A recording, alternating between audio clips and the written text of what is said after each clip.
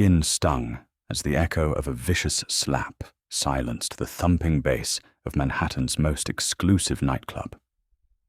Penelope, a gorgeous plus-sized woman in a glittering emerald dress, stood shaking after striking New York's most notorious tech billionaire.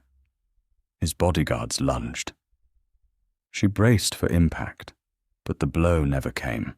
Instead, the sea of elites parted as Arthur Costello, the city's most feared, untouchable syndicate boss, stepped from the shadows, his cold eyes fixed not on the bleeding billionaire, but on her. Midnight in Manhattan always brought out the monsters. But at the Fleur Room, a glass-encased rooftop lounge hovering 35 stories above Chelsea, those monsters wore custom brown suits and casually drank $4,000 cognac. Penelope Hayes knew she did not belong here. At 28, she was a mid-level art director living in a cramped Atoria walk-up, not a trust funds or an impossibly thin runway model. She was a beautifully soft, unapologetically fat woman, wearing a size 18 SOS curve emerald velvet dress that hugged every single dip, roll, and curve of her body. All Sarah, her best friend, and the reason they were currently breathing recycled, overpriced air, had scored VIP passes through a desperate club promoter. It was Sarah's 30th birthday, and Penelope had promised to brave the judgmental stares of the city's elite just for tonight. Penelope stood near the brass-trimmed bar, holding a $22 Grey Goose martini, radiating a quiet, defiant confidence. She knew how the wealthy, impossibly angular women in the room looked at her. She saw their subtle smirks, the whispering behind perfectly manicured hands, the cruel passing glances that told her she was taking up too much space in their curated world. Usually, she let it slide off her shoulders. Tonight, however, the air felt dangerously charged. Richard Dalton was the kind of man who thrived on that exact charge. Heir to a massive venture capital emperor, Richard was currently plastered across Forbes and Business Insider for a hostile takeover that had left hundreds unemployed. He was loud, deeply intoxicated on vintage Macallan 25, and flanked by an entourage of syphants who laughed at every cruel joke that spilled from his sneering lips.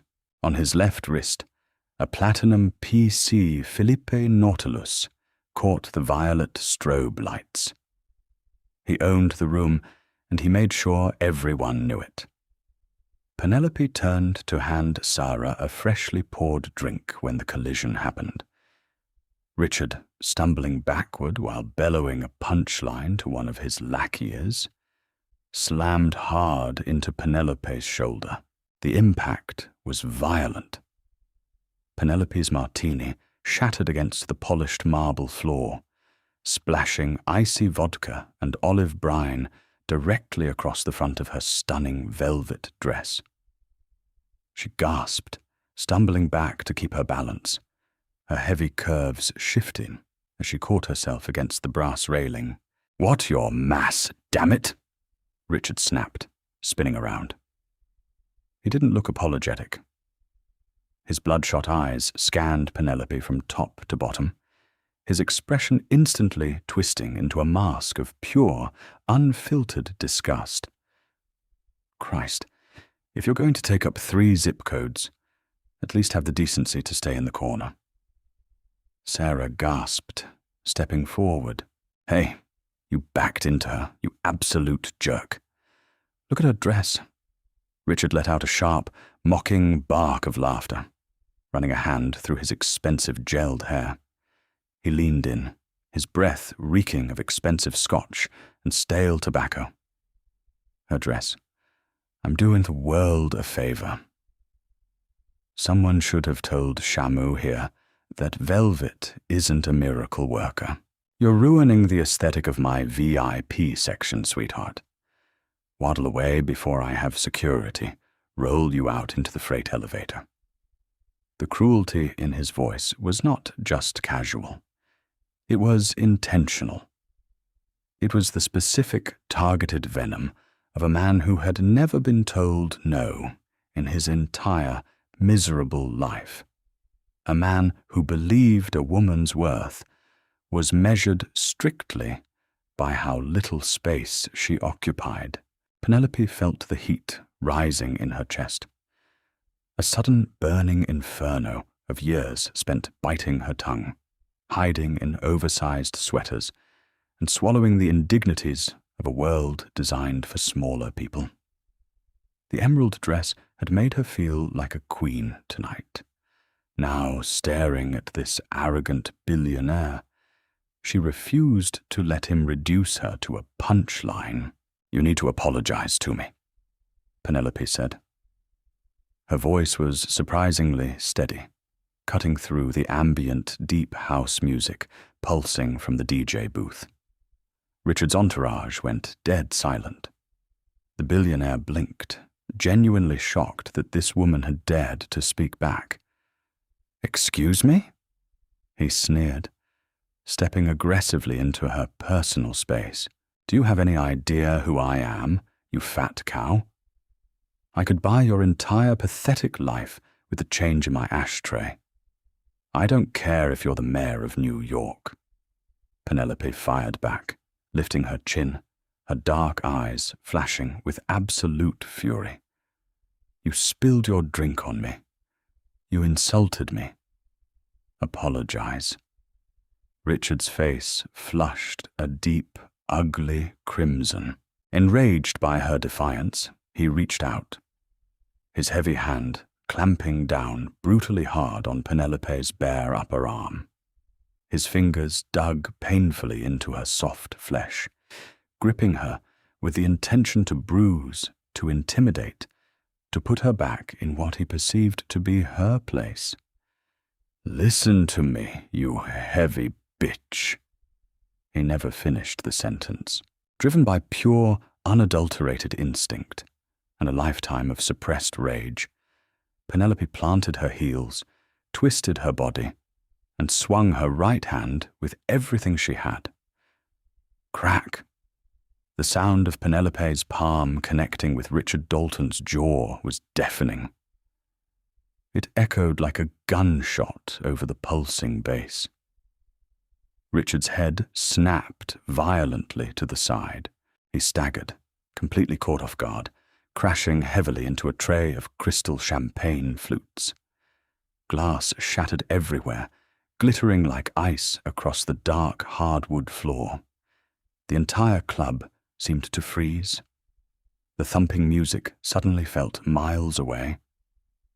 Penelope stood over him, her chest heaving, her hand stinging with a fierce, radiating heat. Richard slowly touched his face, pulling his hand away to see a smear of blood from where her heavy emerald ring had caught his lip. His eyes darkened with lethal, drunken rage.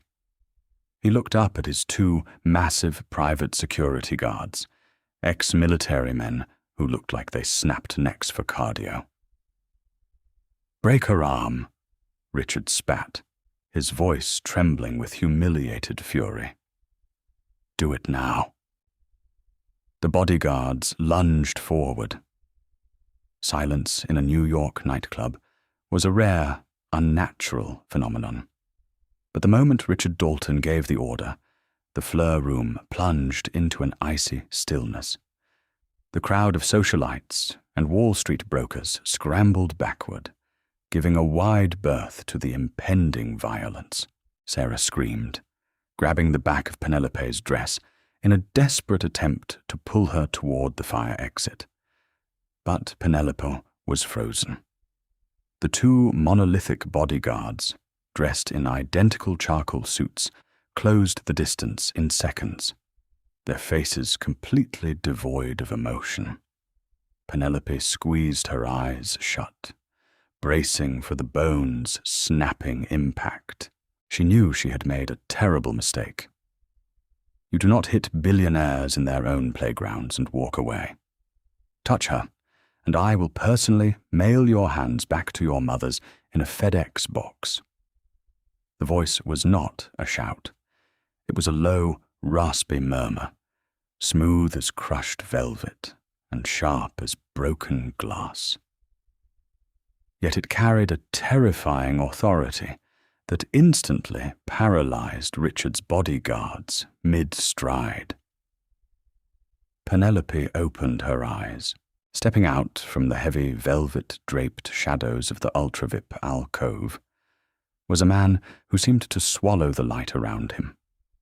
He was tall, well over 6'3", dressed in a bespoke, midnight blue Tom Ford suit that draped flawlessly over broad, heavily muscled shoulders. His dark hair was meticulously styled, lightly silvering at the temples, contrasting with piercing, pale hazel eyes that looked entirely devoid of human mercy. It was Arthur Costello.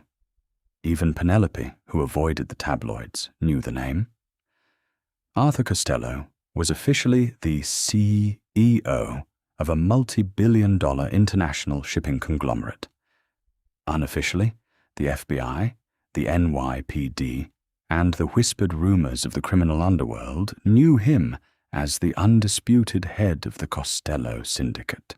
He was a phantom, a kingmaker, a man who allegedly dissolved his enemies in acid and bought judges like they were cheap cigars. He never made public appearances. Yet here he was, standing barely 5 feet away. Flanking Arthur were 2 men, Victor and Harrison, who made Richard's security look like mall cops. Without a single word, Victor stepped forward, his hand resting casually inside his jacket, right over the holster of a suppressed firearm. The silent threat was deafening. Richard's guards immediately raised their hands, backing away slowly, their combat instincts screaming at them to submit to the apex predators in the room. Arthur did not even look at the guards. He stepped gracefully over the shattered glass, his leather Oxfords making no sound. He walked directly to where Richard Dalton was scrambling to his feet, holding a cocktail napkin to his bleeding lip. "Arthur?" Richard stammered, all of his previous bravado evaporating into thin air. The billionaire was sweating profusely. The alcohol suddenly burned out of his system by pure terror. "Listen, this crazy woman just assaulted me. You saw it. She's completely unhinged." Arthur stopped. He reached into his breast pocket, slowly withdrawing a monogrammed silk handkerchief. He didn't offer it to Richard. Instead, he tilted his head, his cold eyes finally locking on to the tech billionaire. "Richard," Arthur said quietly, the menace in his tone sending a visible shiver down the billionaire's spine. "I was enjoying a very quiet evening. I was enjoying the music. I was enjoying the view. And then I had to listen to you scream like a petulant child throwing a tantrum in a sandbox." "She hit me," Richard wired, pointing a trembling finger at Penelope. "I saw," Arthur murmured, a ghost of a smirk playing at the corner of his mouth. "Her form was impeccable. You, however, are a nuisance. You spilled your drink on a lady. You insulted her. You placed your hands on her without her consent. In my circles, Richard, a man who disrespects a woman so flagrantly usually loses the hand he touched her with." Richard swallowed hard, his face turning an ashen grey. "Arthur, please." "I'm sorry. I don't apologize to me." Arthur interrupted, his voice dropping an octave, echoing with lethal promise. "Apologize to her right now, or I will have Victor take you down to the meat-packing district and show you how we handle waste management." Richard slowly turned to face Penelope. The billionaire was trembling violently, his expensive suit ruined, his dignity completely shattered. "I am sorry," he choked out, staring at the floor. "I apologize for my behavior and for ruining your dress." "Get out of my sight," Arthur commanded softly. Before I change my mind, Richard and his security detail practically sprinted for the VIP elevator, leaving a trail of tense whispers in their wake. The club manager was suddenly there, snapping his fingers at the cleaning staff, apologizing profusely to Arthur before scurrying away. The immediate danger gone, the heavy reality of the situation crashed down on Penelope. Her knees suddenly felt weak. She was standing face to face with a mafia boss. Arthur turned to her. Penelope braced herself, expecting the same look of dismissal, the same judgment about her size she received from every other wealthy man in Manhattan. But as Arthur Costello's pale hazel eyes swept over her, there was no disgust. There was only a dark, consuming hunger. He looked at her thick thighs, the heavy curve of her hips, the soft swell of her cleavage straining against the velvet, and the defiant flush on her cheeks. He looked at her like she was the only masterpiece in a room full of cheap sketches. He stepped closer, the rich scent of cedar wood, expensive tobacco, and a hint of gunpowder washing over her. He gently took her trembling right hand, the hand she had used to slap the billionaire, and examined the clear's throat, red skin on her palm. "That was a hell of a swing to Sorrow," Arthur said softly, his thumb lightly tracing her knuckles. "He deserved it." Penelope breathed, unable to look away from his intense gaze. He deserved much worse. Arthur agreed smoothly. He offered her the silk handkerchief he had pulled out earlier. "Your dress is ruined, and your hand is bruising. My car is waiting downstairs. Let me take you home." Penelope stared at the feared mafia boss, realizing with a terrifying thrill that her night wasn't ending. It had just begun. Hesitation was a luxury Penelope could no longer afford, but her feet remained glued to the marble floor of the VIP section. Sarah grabbed Penelope's wrist, her nails digging into the soft flesh in a panic. "Pen?" she hissed, her voice barely a squeak over the ambient house music that had slowly begun to filter back into the room. "Penelope, you cannot be serious. We are leaving together right now. That is Arthur Costello. Do you read the news? People who get into cars with him end up in the East River." Arthur did not even blink at Sarah's terrified rambling. He kept his pale hazel eyes locked on Penelope, waiting. He was giving her a choice, an illusion of control that both terrified and thrilled her. Penelope looked down at the silk handkerchief in her hand, the monogram C stitched in silver thread. She looked at her ruined Assos dress, smelling of vodka and humiliation.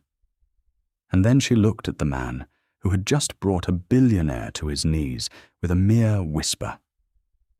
For her, a plus-sized art director from Queens, whom society usually told to hide. "I will be fine, Sarah," Penelope said, her voice surprisingly steady, though her heart was hammering a frantic rhythm against her ribs.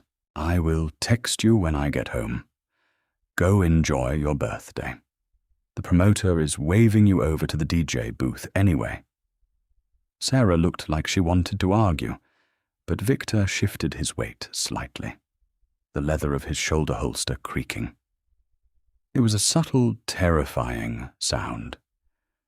Sarah swallowed hard, nodded weakly, and backed away into the crowd. "A loyal friend?" Arthur observed quietly, but overly dramatic. "The East River is far too polluted for my taste. Shall we?" He offered his arm. Penelope hesitated for a fraction of a second before slipping her hand into the crook of his elbow. The muscle beneath the bespoke Tom Ford suit was hard as granite. As they walked toward the private VIP elevator, the crowd parted for them like the Red Sea. No one dared to make eye contact with Arthur Costello. Penelope felt a strange, intoxicating rush of power. For the first time in her life, no one was looking at her size with disdain. They were looking at her with absolute, unadulterated awe and fear because of the monster who walked beside her. The elevator doors closed, shutting out the pulsating lights of the Fleur room. The descent to the ground floor was silent, save for the soft hum of the mechanics. Arthur stood close, the heat radiating off his massive frame. He was staring at her reflection in the mirrored doors, his gaze dark and appreciative. "You are shivering to sorrow," he murmured. "It is the adrenaline," Penelope replied, clutching her ruined dress. "I have never hit anyone before, let alone someone like Richard Dalton. His lawyers are probably drafting a lawsuit as we speak." Arthur chuckled, a dark, rumbling sound that vibrated in his chest. "Richard Dalton will not be filing any lawsuits. By tomorrow morning, he will be liquidating his New York assets and relocating to his estate in Aspen. He understands the consequences of crossing me. You do not need to worry about him ever again." Penelope turned her head to look at him, clear his throat. "Why did you do that?" "You don't know me." "I know what I see," Arthur replied, his eyes dropping to the soft curve of her lips. "And I see a woman who refuses to be made small. I find that utterly intoxicating." The elevator chimed, opening into the private underground parking garage. A sleek, midnight black Maybach S-Class idled near the exit, its tinted windows impenetrable. Harrison opened the rear door, standing at stoic attention. Arthur guided Penelope inside, sliding in next to her. The interior smelled of rich Napa leather and expensive cologne. The partition separating them from the driver was already raised. As the Maybach glided out onto the neon-lit streets of Chelsea, heading south toward the FDR Drive, Penelope sank into the plush leather. The ambient lighting inside the cabin cast a warm, golden glow. "Where are we going?" Penelope asked suddenly, hyper-aware of the small enclosed space. "You said you were taking me home, but we are heading downtown. Atoria is in the opposite direction. You are covered in alcohol, and your hand requires medical attention," Arthur said calmly, pouring a measure of amber liquid from a crystal decanter built into the center console. He handed her the heavy glass. "Drink this. It is a very rare Macallan. Better than the garbage Dalton was drinking. We are going to my residence in Tribeca.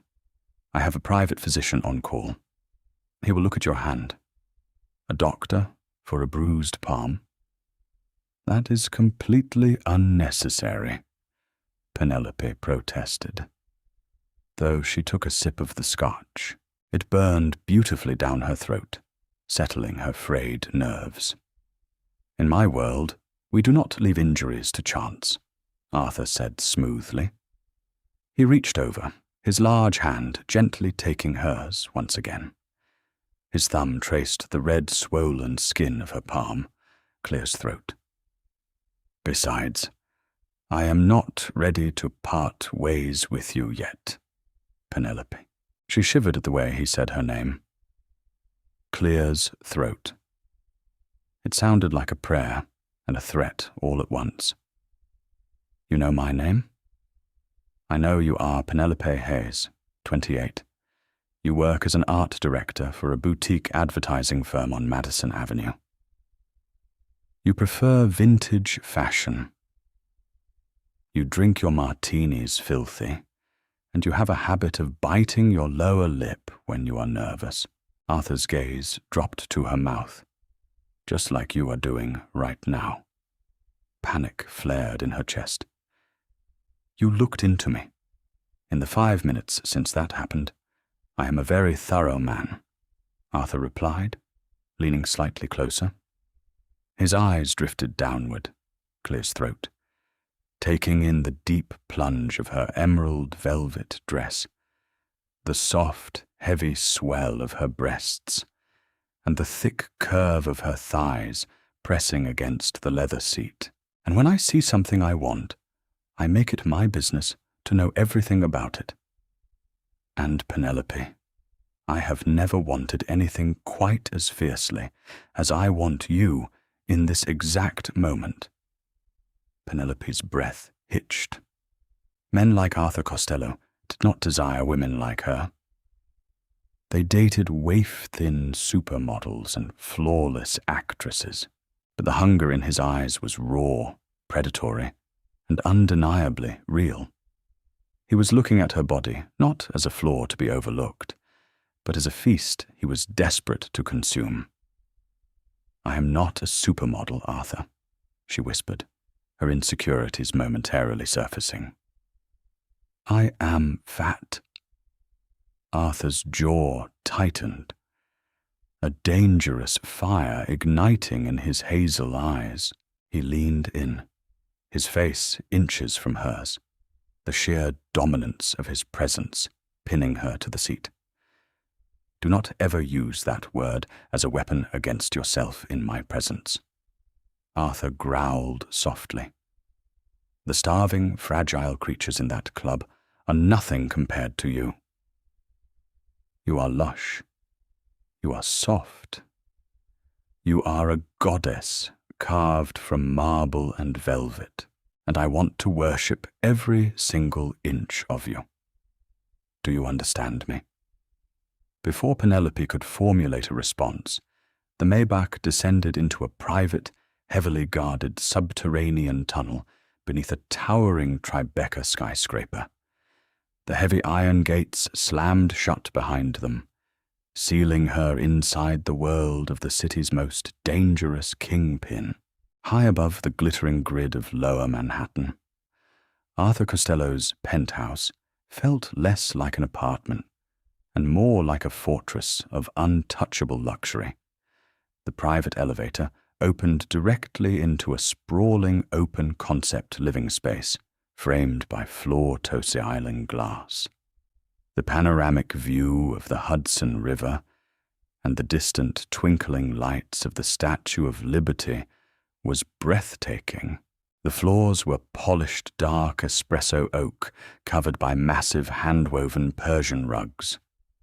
A sprawling, custom Minot sectional sofa dominated the center of the room, positioned in front of a modern marble fireplace where real flames flickered silently.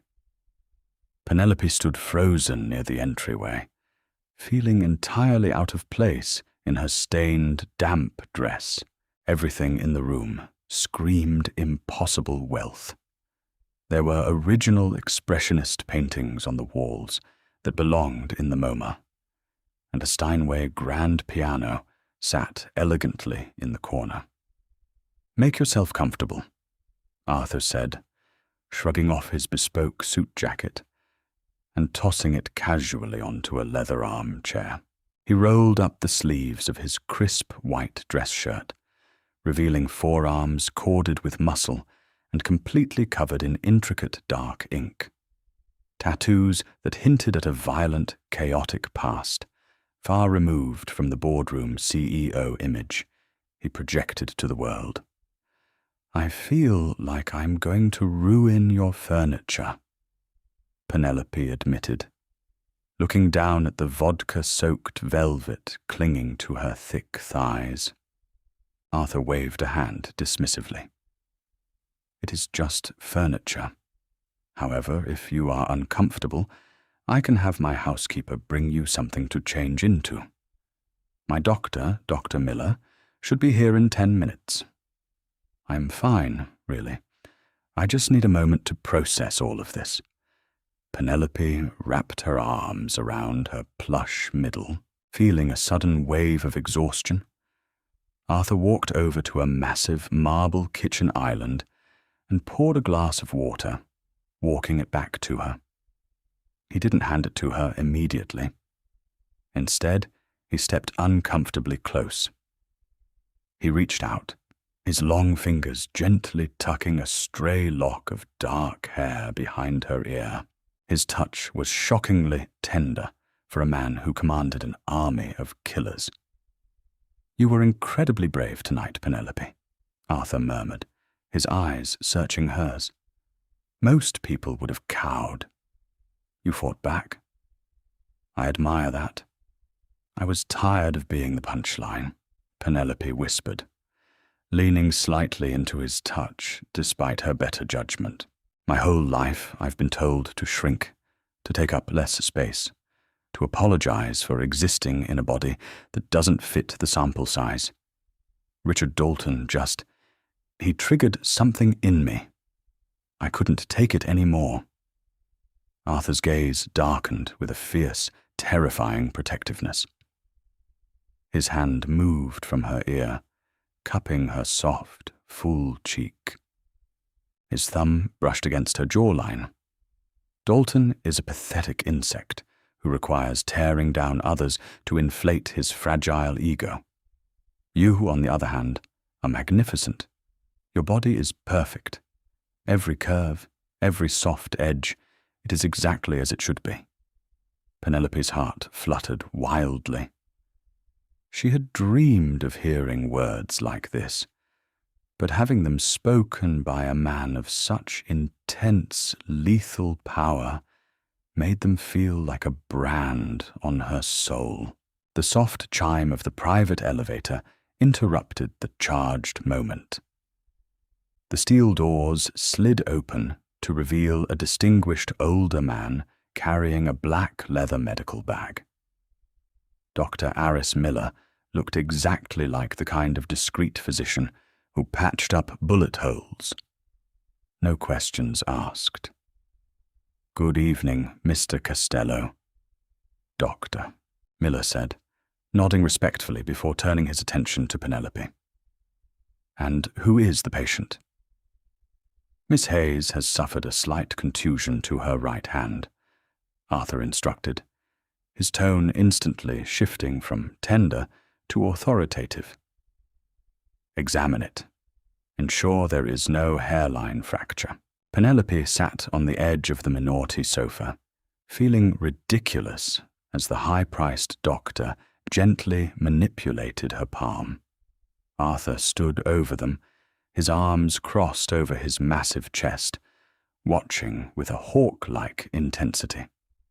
"Nothing is broken," Dr. Miller concluded after a few minutes, applying a soothing, high-grade arnica ointment to her red skin.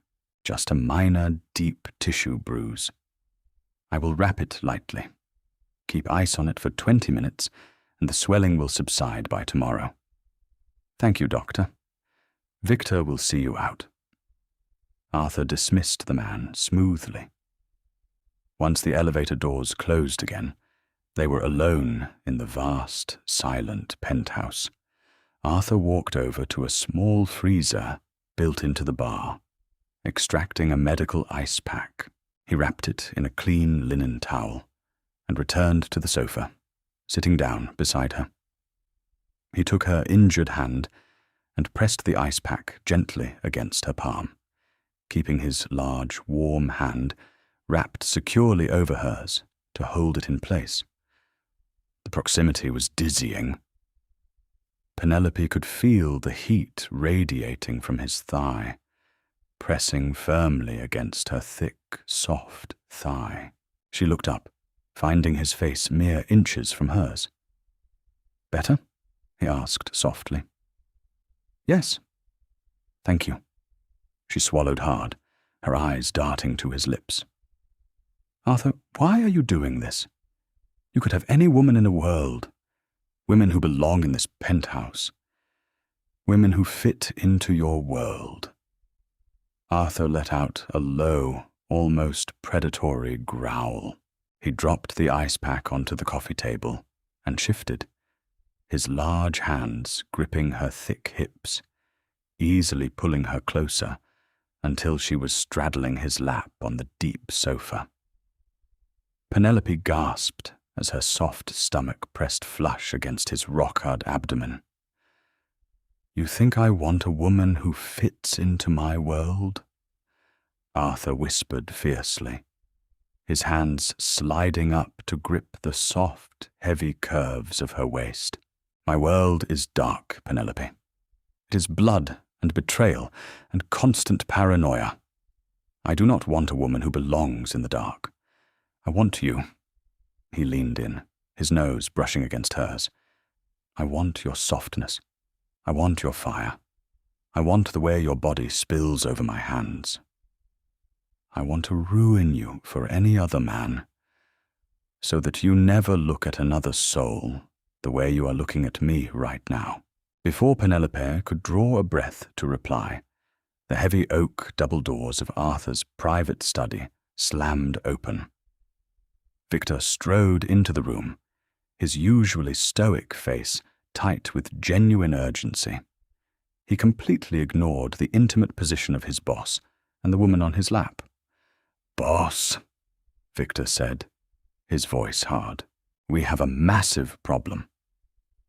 Arthur did not look away from Penelope's eyes, though his entire body went rigid beneath her. The tender lover vanished, instantly replaced by the ruthless syndicate boss. "Report, Dalton didn't go to Aspen," Victor said grimly.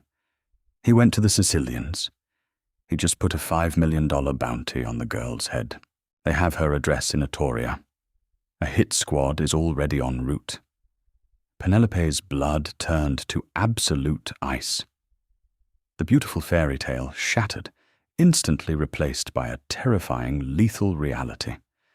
She had slapped a billionaire, and now the Mafia was coming to kill her. Arthur finally turned his head to look at Victor. His hazel eyes were completely black, devoid of any human emotion. It was the look of a man who was about to burn the world to the ground. "Lock down the building," Arthur ordered, his voice echoing like a death nail in the silent penthouse. "Call Harrison. Tell him to assemble the strike team. No one touches what is mine." Fear, cold and paralyzing, washed over Penelope as Victor's words echoed through the cavernous living space. She sat frozen on the Menotti sofa, her breath hitching in her throat. $5 million. Richard Dalton had placed a $5 million bounty on her head, simply because she had demanded basic human respect. The sheer absurdity of it clashed violently with the lethal reality standing right in front of her. Arthur moved with terrifying efficiency. The gentle lover who had just been worshipping her curves vanished, replaced instantly by the apex predator of the New York underworld.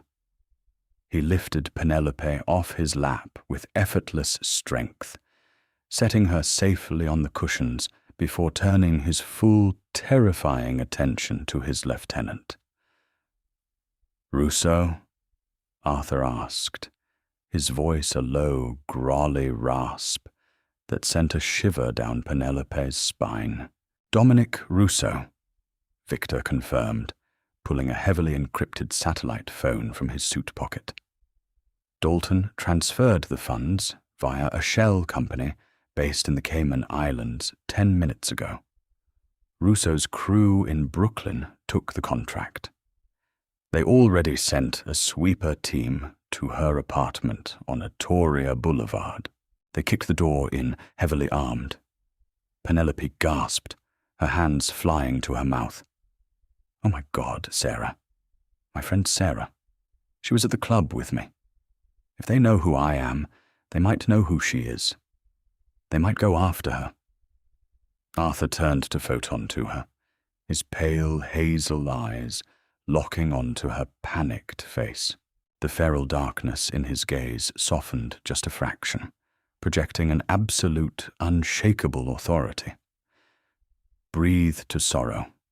Nobody is touching your friend." He looked back at Victor. "Dispatch a 4-man extraction team to Greenwich Village. Find the friend, Sarah. Pull her out of the club or her apartment, whichever she is at, and move her to the safe house in the Hamptons. If Russo's men get within 50 feet of her, I want them put in the ground." "Consider it done, boss." Victor nodded, already typing rapidly on the secure device, and her apartment in Atoria. Arthur continued, his tone clinical and detached. "Empty. Our inside guy at the NYPD confirmed the neighbors called in a noise complaint when Russo's men breached the door." Victor replied, "We already have a cleanup crew en route to wipe the place. We will pack her essentials and burn the rest. By tomorrow morning, Penelope Hayes will officially cease to exist on paper." Penelope's head spun wildly. Eased to exist? She was a normal woman who designed ad campaigns for organic skincare brands. She shopped at Trader Joe's and struggled to find jeans that fit her wide hips and thick thighs. Now, an international syndicate was erasing her identity to protect her from a mafia hit squad. "Come with me," Arthur ordered softly, reaching down and taking her hand. His grip was firm, reassuring, anchoring her to the ground. He led her away from the floor-to-ceiling windows and down a long, dimly lit hallway, adorned with priceless Renaissance art. At the end of the corridor, Arthur pressed his thumb against a biometric scanner hidden seamlessly within the oak paneling. A heavy steel door hissed open, revealing a room that looked like a militarized bunker. Racks of matte black tactical firearms lined the walls. Stacks of Kevlar vests, spare magazines, and encrypted communication gear sat on heavy steel tables. Arthur walked over to a metal storage locker and pulled out a thick, oversized black cashmere sweater and a pair of soft, dark charcoal sweatpants. He handed them to her. "Change out of the dress," Arthur instructed, his eyes briefly sweeping over the ruined velvet, hugging her heavy, gorgeous curves. "It is soaked in alcohol, and velvet is heavy to move in. These will be large on you, but they will keep you warm. We might have to move quickly." Penelope nodded numbly, stepping behind a heavy partition to strip off the damp, ruined ASU dress. As she pulled the luxurious cashmere over her head, the heavy fabric cascaded down her body. It smelled intensely of Arthur cedar, expensive tobacco, and that sharp metallic hint of danger. The sweatpants accommodated her wide hips and thick thighs easily, pooling slightly around her ankles. She felt enveloped by him, protected by his scent and his clothing. When she stepped out from behind the partition, Arthur was already strapping a tactical holster over his broad chest. He slid a custom-suppressed Sig Sauer P-32 into the leather, his movements practiced and lethally graceful. He looked up, his gaze darkening as he took in the sight of her, drowning in his clothes. Even in oversized menswear, her lush, soft shape was undeniably feminine and intoxicating to him. "You look beautiful," he murmured, closing the distance between them. He reached out, his heavy tattooed forearms framing her face as he gently cupped her cheeks. "Listen to me, Penelope. You are stepping into the dark now. Things are going to happen tonight that will frighten you. But I swear to you, on my life, no bullet, no blade, and no man will ever touch you. Do you believe me?" Tears pricked the corners of her eyes, but she nodded, leaning her soft face into his rough palms. "I believe you, Arthur." A sudden, deafening explosion rocked the penthouse. The floor vibrated violently beneath their feet, throwing Penelope off balance. Arthur caught her instantly, his massive arms wrapping around her thick waist, shielding her body with his own. As the muffled sound of shattered glass echoed from the main living room, the biometric door of the armory slid shut, sealing them inside the bunker. But the security monitors mounted on the wall flared to life, showing chaos in the hallway. Russo's men had not waited for them to leave.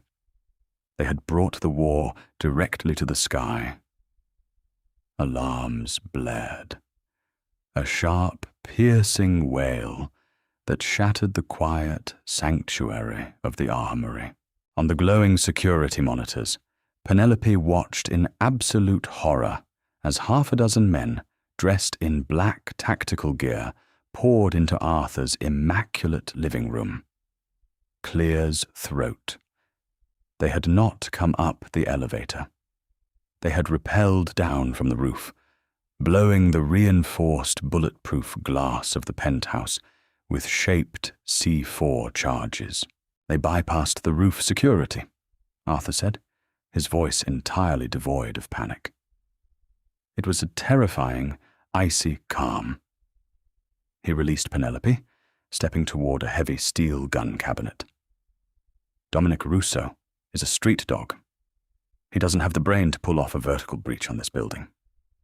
Someone inside my organization sold him the roof codes." "Are they going to get in here?" Penelope asked, her voice trembling as she backed against the cold concrete wall. She crossed her arms over her chest, the oversized cashmere sweater offering little comfort against the reality of armed assassins hunting her.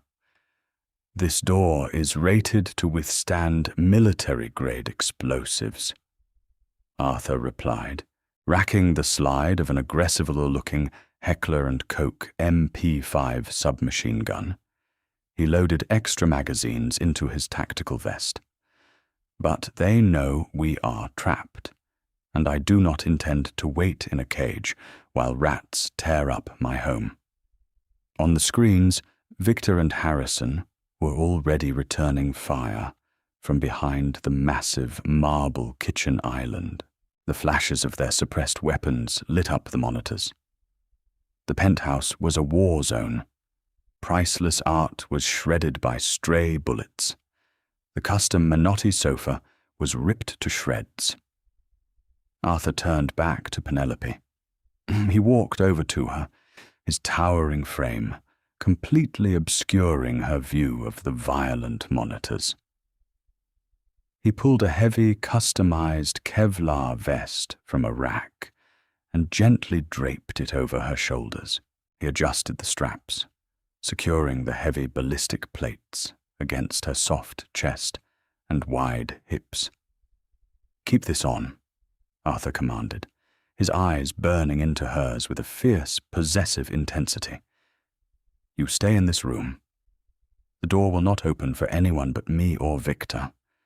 If the monitors go dark, You sit in that corner, you cover your ears, and you wait for me to come back. Understand, Arthur?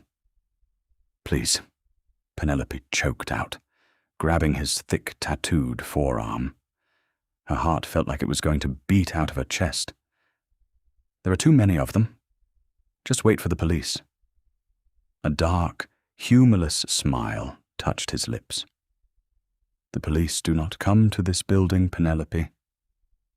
They know who I am.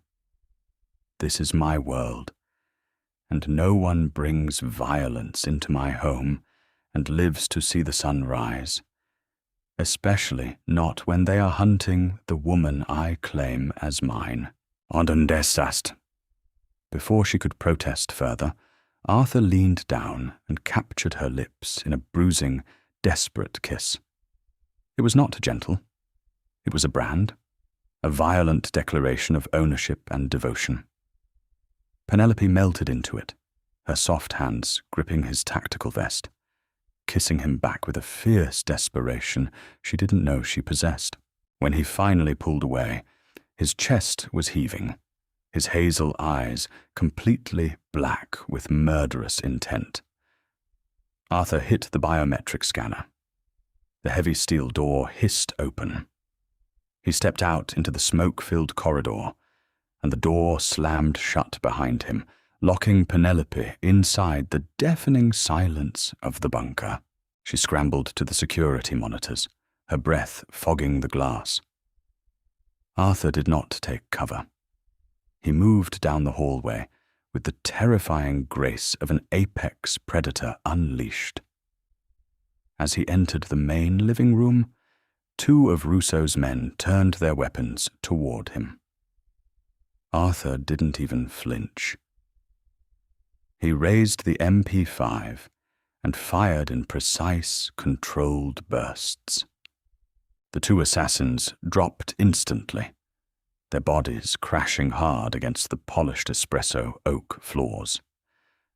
"Flank right," Victor shouted over the deafening roar of gunfire, tossing a flashbang grenade toward the shattered windows where more heavily armed men were pouring in. The grenade detonated, blinding the intruders. Arthur moved through the smoke like a phantom. Penelope watched, her hands pressed against her mouth to muffle her own screams as the man who had just held her so tenderly executed her. Would-be killers with cold mechanical precision. He was a monster. But as she watched him put himself directly in the line of fire to draw attention away from the hallway leading to her bunker, she realized something profound. He was her monster. The firefight lasted less than 3 minutes. But to Penelope, it felt like an eternity. When the smoke finally began to clear, 6 bodies lay scattered across the ruined penthouse. Victor and Harrison were bleeding, but standing, securing the perimeter near the blown-out windows. Arthur stood in the center of the room, his white dress shirt speckled with crimson. He lowered his weapon, checking the bodies. One of the assassins, bleeding heavily from a shoulder wound, weakly raised a pistol. On the monitor, Penelope saw Arthur step on the man's wrist, crushing it beneath his heavy boot. The assassin screamed. Arthur leaned down, pulling a sleek Kimber 1911 from his waist holster, pressing the barrel directly against the man's forehead. "Tell Dominic Rousseau," Arthur hissed, his voice carrying through the audio feed into the bunker, that he just signed his own death warrant. "And tell Richard Dalton that all of his billions will not buy him a hole deep enough to hide in." He pulled the trigger. Penelope flinched, squeezing her eyes shut. When she opened them, Arthur was walking back down the hallway, directly toward the camera. He looked like a god of war, drenched in violence, his eyes burning with an unholy fire. The biometric door hissed open, and he stepped back into the armory, the heavy scent of ozone, blood, and burnt gunpowder rolling off him. Penelope didn't back away. She didn't cower. She looked at the blood on his shirt, looked at the lethal weapons strapped to his chest, and then she threw herself into his arms. Arthur dropped his gun, his massive arms wrapping around her thick, soft body, pulling her heavy curves flush against his tactical gear. He buried his face in her hair, inhaling her scent like a drowning man finding air. "It's over," he breathed roughly, his lips pressing against her temple. "They are dead. What now?" Penelope whispered, clinging to him, realizing there was no going back to her quiet life in Etoria. She had crossed the threshold into the dark, and she never wanted to leave his arms. Arthur pulled back, looking down at her, his expression hardening into absolute stone. "Now we go on the offensive. Pack a bag, Tesoro. We are going to war." Smoke and the bitter scent of cordite clung to Arthur Costello's clothes as he guided Penelope out of the fortified armory. He did not let her look at the bodies scattered across his ruined living room. Instead, his massive, blood-speckled hand gripped her soft waist, steering her firmly toward the private freight elevator. They descended in absolute silence, the heavy metal doors opening to the subterranean garage where a matte black Mercedes-Benz G63 waited, engine already purring. Victor was behind the wheel, his face a mask of cold professionalism, while Harrison loaded 2 heavy duffel bags into the rear cargo space. Penelope sank into the plush leather of the back seat, the oversized cashmere sweater bunching around her thick thighs. She was shaking, the adrenaline crash hitting her nervous system like a freight train.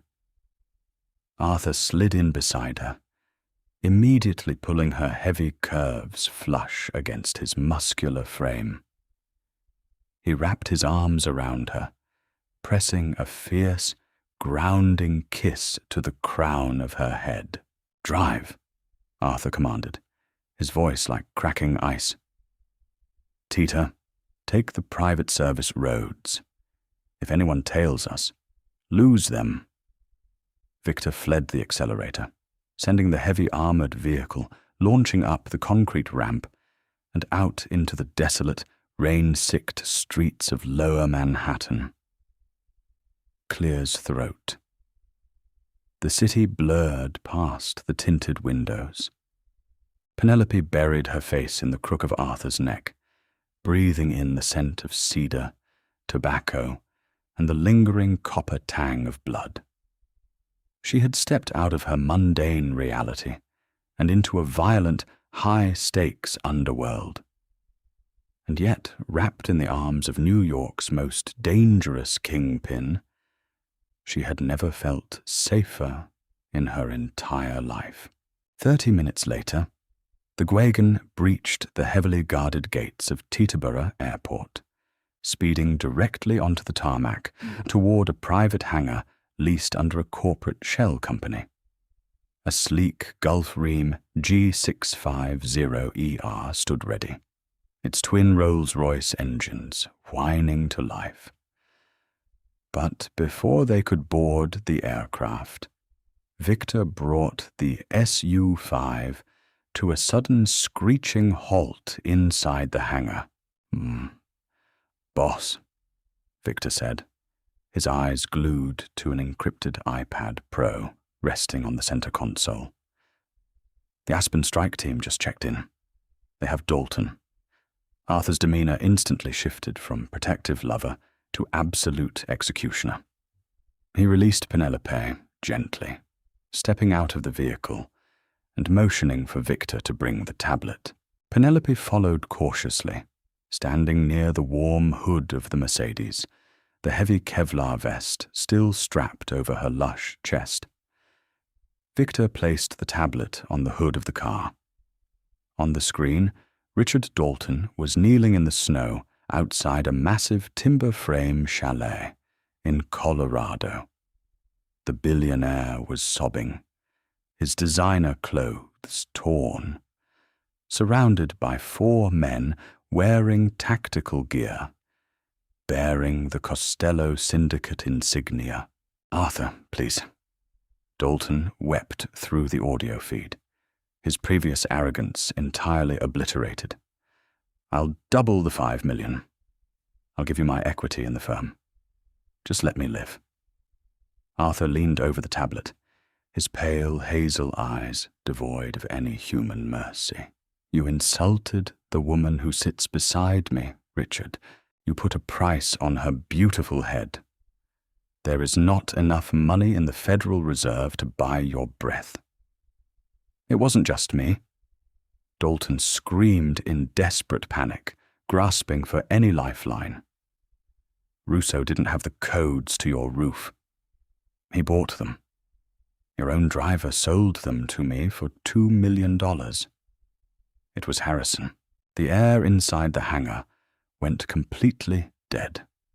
Penelope gasped, her eyes snapping to Harrison, who was standing by the trunk of the wagon. The young bodyguard's face went completely pale. Realizing his betrayal was exposed, Harrison reached frantically for the Glock holstered at his hip. He never even cleared the leather.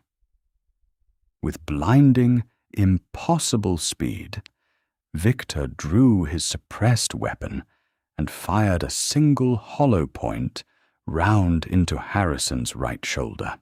The traitor screamed, spinning backward and collapsing violently onto the concrete floor of the hangar, clutching his shattered collarbone. Arthur did not even flinch at the gunshot. He calmly adjusted his blood-stained cuffs and looked down at the writhing man. "I knew you were bleeding cash at the Bellagio last month, Harrison. I just didn't think you possessed the sheer stupidity to betray me to a street dog like Russo." Arthur turned back to the tablet, locking eyes with the sobbing billionaire on the screen. "Take Dalton into the woods," Arthur ordered his men in Aspen, his voice devoid of emotion. "Ensure they never find him."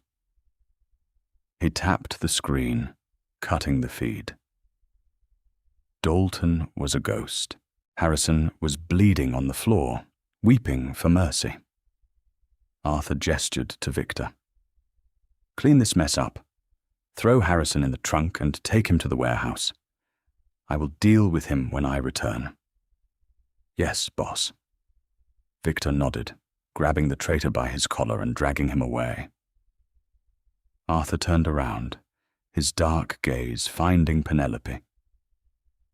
She stood frozen by the car, her wide hips shifting slightly as she processed the ruthless, calculated violence she had just witnessed. She expected him to apologize, to shield her eyes, but he did not. He walked toward her, his towering frame casting a long shadow under the harsh hangar lights. He reached out, sliding his hands under the heavy ballistic vest, his palms resting warmly against her soft, plush stomach. "I told you," Arthur murmured, his thumb stroking her waist. "No one touches what is mine." "Arthur," she breathed, her heart pounding a frantic rhythm. "Are we going away?" "We're going to my private estate in Tuscany, Annie," he replied, leaning down to press a deep, bruising kiss against her lips. "We are going to stay there until the rest of Dominic Russo's crew is entirely dismantled. And while the world burns for what they tried to do to you tonight, I am going to spend every waking moment worshipping every single inch of this gorgeous body." Penelope melted against him, her arms wrapping around his thick, tattooed neck. She had walked into the Fleur room as an invisible, insecure art director. She was walking out as the undisputed queen of the Costello Empire. As Arthur scooped her heavy, magnificent curves into his arms and carried her up the stairs of the private jet, Penelope knew she was never going back. The Mafia Boss had stepped into her life, and he had made her royalty. Wow, what an explosive and deeply satisfying finale. Penelope went from enduring cruel insults to ruling a billion-dollar empire right alongside the city's most lethal and devoted kingpin. Clears throat. Arthur Costello proved that real men do not just tolerate curves. They absolutely worship them. And they will burn the entire world to the ground to protect the woman they love. What did you think of that shocking twist with Harrison on the tarmac? Let us know your thoughts in the comments below. If you loved this intense, pulse-pounding mafia romance, smash that like button, share the video, and subscribe for more incredible stories